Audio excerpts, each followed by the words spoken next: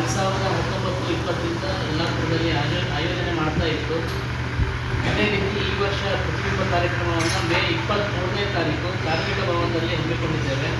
ಇದರ ಜೊತೆಗೆ ವಿಶೇಷವಾಗಿ ಈ ಸಲ ಯಲ್ಲಾಪುರ ತಾಲೂಕು, ಜೊಯ್ಡಾ ತಾಲೂಕು, ಅಂಕೋಲಾ ತಾಲೂಕು ಈ ಎಲ್ಲ ತಾಲೂಕುಗಳನ್ನು ಒಳಗೊಂಡು ನಾವು ಕಾರ್ಯಕ್ರಮವನ್ನು ಮಾಡ್ತಾ ಇದ್ದೇವೆ. ಇದು ನಮಗೆ ಸಹಕಾರವನ್ನು ಹವ್ಯಕ ನೌಕರರ ಸಂಘ, ಕ್ಷೇಮಾಭಿವೃದ್ಧಿ ಸಂಘ ಯಲ್ಲಾಪುರ, ಅಂಕೋಲಾ ತಾಲೂಕು ಹವ್ಯಕ ಸಂಘಟಿತ ಸಾಂಸ್ಕೃತಿಕ ಸಂಘ, ಹವ್ಯಕ ಸಂಘ ಯಲ್ಲಾಪುರ, ಜೊಯ್ಡಾ ತಾಲೂಕು ಹವ್ಯಕ ಬಳಗ ಇವರೆಲ್ಲರ ಸಹಕಾರದಲ್ಲಿ ಶ್ರೀ ಅಖಿಲ ಹವ್ಯಕ ಮಹಾಸಭೆ ಈ ಸಲ ವಿಶೇಷವಾಗಿ ಕಾರ್ಯಕ್ರಮವನ್ನು ಹಮ್ಮಿಕೊಂಡಿದೆ.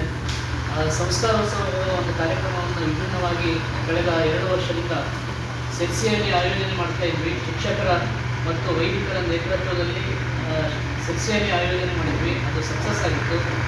ಈ ವರ್ಷ ಯಲ್ಲಾಪುರದಲ್ಲಿ ಸಮಗ್ರ ಹವ್ಯಕರ ಜೊತೆಗೂಡಿ ಸಂಸ್ಕಾರೋತ್ಸವ ಕಾರ್ಯಕ್ರಮವನ್ನು ಮೇ 24ರಂದು ಕಾರ್ಮಿಕ ಭವನದಲ್ಲಿ ಹಮ್ಮಿಕೊಂಡಿದ್ದೇವೆ.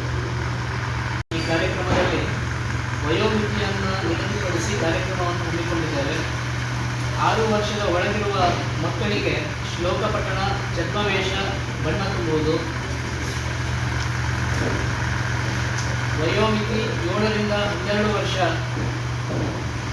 ಭಗವದ್ಗೀತೆ ಕಂಠಪಾಠ 2ನೇ ಅಧ್ಯಾಯ. ಇದಕ್ಕೆ ಸಮಯ ಮಿತಿಯನ್ನು 3 ನಿಮಿಷ ಇಟ್ಟಿದ್ದೇವೆ. ಇದಕ್ಕೆ ಅಭ್ಯರ್ಥಿಗಳಾಗಿ ಶ್ರೀ ಪ್ರಮೋದ್ ಹೆಗಡೆಯವರು ಹಾಗೂ ಅಧ್ಯಕ್ಷತೆಯನ್ನು ನಮ್ಮ ಮಹಾಸಭಾದ ಅಧ್ಯಕ್ಷರಾದ ಡಾಕ್ಟರ್ ಗಿರಿಧರ್ ಕಜೆಯವರು ವಹಿಸಲಿದ್ದಾರೆ. ಇದರ ನಂತರ ಮಹಿಳಾ ವೇದಿಕೆ ಕಾರ್ಯಕ್ರಮ ಉದ್ಘಾಟನೆಗೊಳ್ಳಲಿಕ್ಕೆ ಸಮಯ ಮಿತಿ 1 ತಾಸು ಇಟ್ಟಿದ್ದೇವೆ. ಆಮೇಲೆ ಏಕಪಾತ್ರಾಭಿನಯ ಸಮಯ ಮಿತಿ 4 ನಿಮಿಷ. ಇದು ವಯೋಮಿತಿ 7ರಿಂದ 12 ವರ್ಷದೊಳಗೆ ಇರ್ತದೆ. ಆಮೇಲೆ 12ರಿಂದ 12 ವರ್ಷ ಮೇಲ್ಪಟ್ಟು 18 ವರ್ಷಗಳವರೆಗೆ ವಯೋಮಿತಿ ಇರುವಂಥವರಿಗೆ ರಸಪ್ರಶ್ನೆ, ಇದು 2 ಜನರ ತಂಡವನ್ನು ಮಾಡಿದ್ದೇವೆ. ರಾಮಾಯಣ, ಮಹಾಭಾರತ ಮತ್ತು ಸಾಮಾನ್ಯ ಜ್ಞಾನ ಈ ವಿಷಯಕ್ಕೆ ಸಂಬಂಧಪಟ್ಟು ರಸಪ್ರಶ್ನೆಯನ್ನು ಆಯೋಜನೆ ಮಾಡಿದ್ದೇವೆ.